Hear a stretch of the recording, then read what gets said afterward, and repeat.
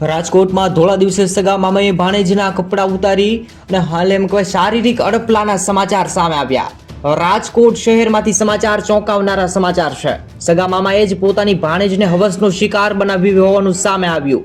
ત્યારે સમગ્ર મામલે ભોગ બનનારા મામા અજય શિયાળ, જેમની ઉંમર 26 વર્ષની છે, હાલમાં આઈપીસી કલમ 354 તથા પોસ્કો સહિતનું કલમ હેઠળ ગુનો નોંધવામાં આવ્યો છે અને ધરપકડ ભાણેજને પોતાની હવસનો શિકાર બનાવી પીએસઆઈ એલ જેઠવા જણાવ્યા પ્રમાણે સમગ્ર મામલે થોરાડા પોલીસ સ્ટેશન દ્વારા ભાવનગર રોડ પર આવેલા ગંજીવાડા વિસ્તારના રહેતા આરોપીની ધરપકડ અને ગત 4 એપ્રિલના રોજ આરોપી દ્વારા પોતાના રહેઠાણ મકાનના ઉપરના રૂમમાં લઈ જઈ અને પોતાની જ ભાણેજને હાલમાં પલંગ ઉપર બેસાડીને કપડાં ઉતારીને શારીરિક અડપલાની જાતીય સતામણી કરવામાં આવી હતી। સમગ્ર મામલાની જાણ પરિવારજનોને થતાં જ પરિવારોમાં રોષ ભરાયો।